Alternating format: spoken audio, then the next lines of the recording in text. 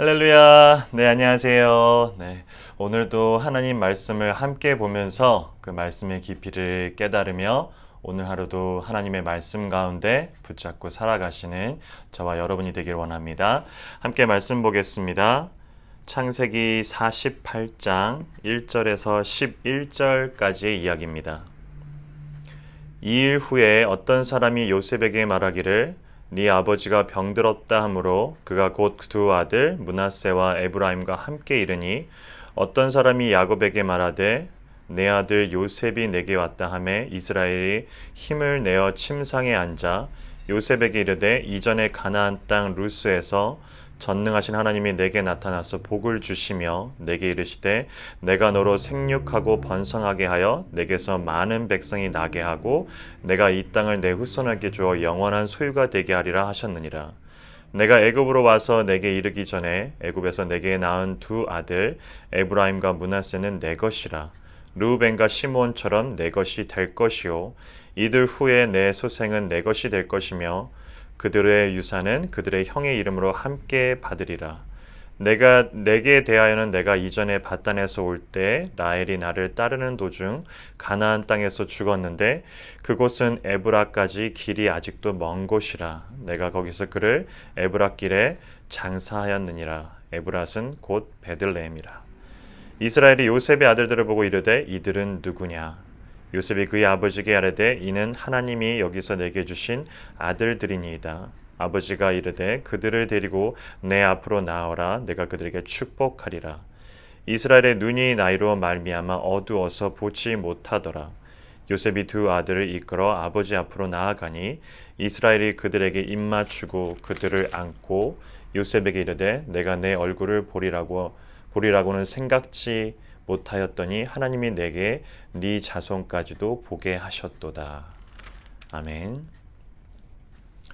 오늘 본문의 시작 자체가 2일 후에라는 식으로 뭔가 앞선 일들에 대해서 47장이겠죠. 그리고 48장 1절에 그러한 일들이 47장에 있었던 일을 배경으로 그 후에라는 표현을 쓰고 있는데 47장의 내용이 무엇이냐면 야곱이 요셉에게 하는 마지막 부탁, 유언이라고 생각합니다. 유언이라는 생각이 드는데 자신이 이곳에서 죽더라도 다시 내 조상, 내 아버지, 내 할아버지 아브라함과 이삭에게 함께 묻어달라는 그런 부탁들을 하죠.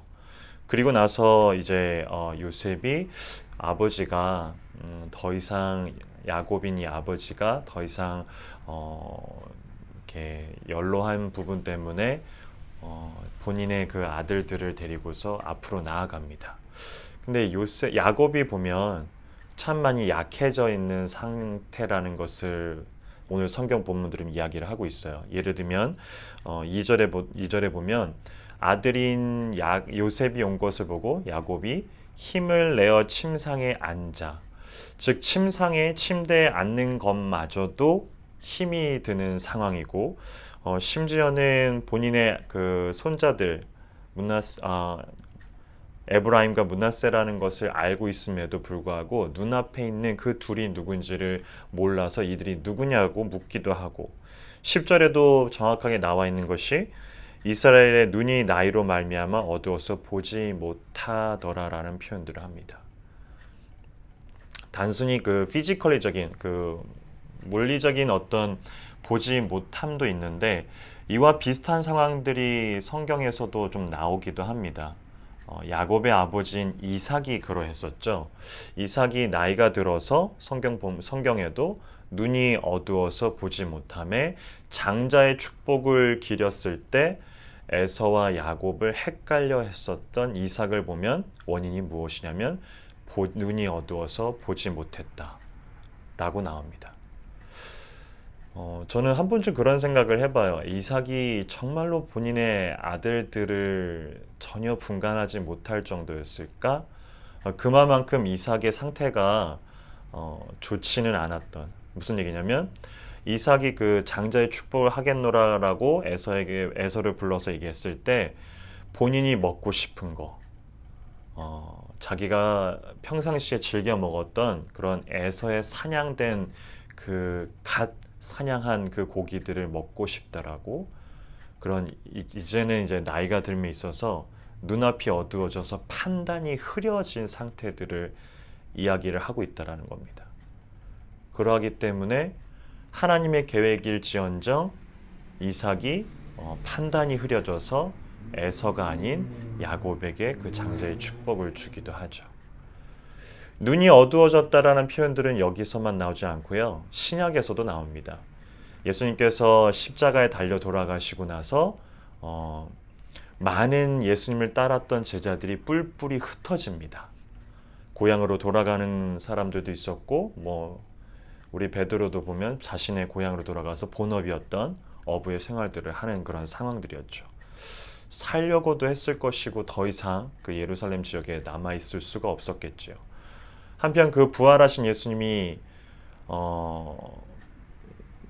예루살렘에서 멀어져 가고 있는 엠마오라는 지역으로 떠나고 있는 두 제자를 만납니다. 누군지 이름은 나오지 않지만 엠마오로 가고 있던, 즉 피신해서 도망해서 가고 있었던 두 제자들에게 부활하신 예수님이 나타납니다.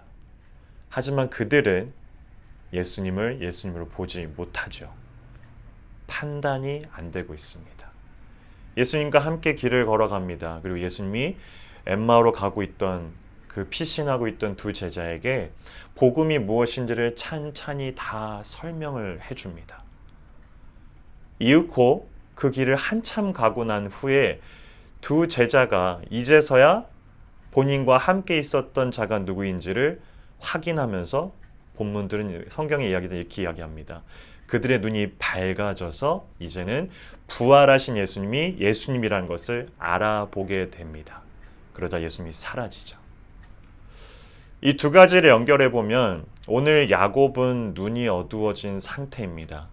단순히 물리적인 어떤 육체적인 눈만이 어두워진 것이 아니라 판단이 흐려지고 그로 인해서 본인이 이후에도 보면 야곱이 실수하고 있는 모습들이 보여지고 있는데 내일 본문에 그것이 나옵니다. 비단 그것만이 아니라 이삭도 이러한 눈이 어두워짐으로 판단이 흐려져서 본인의 욕심으로 가득 차 있는 상황들이 생깁니다. 동일하게 엠마로 가고 있었던 두 제자 또한 눈이 어두워져서 부활하신 예수님이 함께 있었음에도 불구하고 예수님이 예수님인 줄 모르고 있습니다. 동일한 공통점이 무엇이냐면 눈이 어두워져 있다라는 거죠. 하지만 예수님께서 그들에게 하나씩 풀어 헤칩니다. 복음을요. 하나님의 말씀을. 그러자 그들의 눈이 밝아졌다라고 합니다. 오늘 이것을 우리에게 말을 해보면, 우리에게 적용을 해보면 하나님의 말씀들을 우리가 깨닫고 헤아리고 그것을 알았을 때 우리가 눈이 밝아지게 되겠죠. 그로 인해서 하나님이 하나님이신 것을 알게 되고 예배가 예배다워져야 되라는 것을 알게 되며 교회가 교회다워졌다라는 것을 알게 되는 것은 하나님의 말씀을 통한 우리의 밝아짐입니다. 오늘 이 말씀 가운데 거한다라는 것은 곧 세상을 볼 수 있는, 그리고 하나님을 하나님답게 여길 수 있고 경배할 수 있고 예배할 수 있고, 그리고 이 세상을 살아감에 있어서 하나님의 자녀됨이 어떠한 삶인지를 우리가 밝히 보여서 말씀을 통해 그것을 깨달음으로 우리의 눈이, 그리고 정신이, 그리고 영혼이 밝아짐으로 이 땅 가운데 있는 하나님의 그러한 목적들, 곳곳에 쌓여져 있는 하나님의 계획들, 그것을 우리가 밝아짐으로 볼 수 있다라는 거죠. 오늘도 그 밝아짐의 말씀을 통해서 우리가 깨달음으로 그 밝아짐의 단계들을 저와 우리 여러분들이 걸어가시기를 기도하겠습니다. 함께 기도합니다. 참 좋으신 하나님 아버지, 야곱이 말년에 여러 가지 일들을 회상해보는 오늘 본문이 보입니다. 그가 이루었었던 처음부터 태어났을 때부터 끝까지 오로지 하나님의 계획들로 인해서 죽은 줄만 알았던 요셉이 이제는 그 후손까지, 손자들까지 볼 수 있었다라고 고백하고 있는 야곱입니다. 그의 눈이 어두워진 것이 어쩌면 우리의 오늘날 모습과도 비슷합니다.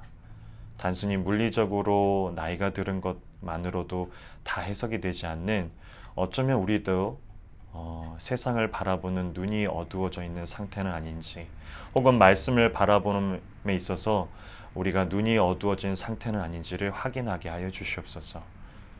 말씀을 읽고 깨닫고 생각하며 그것을 분명하게 알아서 우리의 눈이, 우리의 영혼이, 우리의 정신이 밝아짐으로 세상을 바라볼 수 있게 하여 주시옵소서. 주님의 시선으로, 주님의 그 계획으로 우리의 눈의 밝아짐을 통해서 바라볼 수 있기를 소망합니다. 주님 함께 해주시고 오늘 하루 가운데도 그 말씀을 통한 깨달음으로 밝아짐으로 살아가게 하여 주시옵소서. 감사합니다. 예수 그리스도 이름으로 기도합니다. 아멘.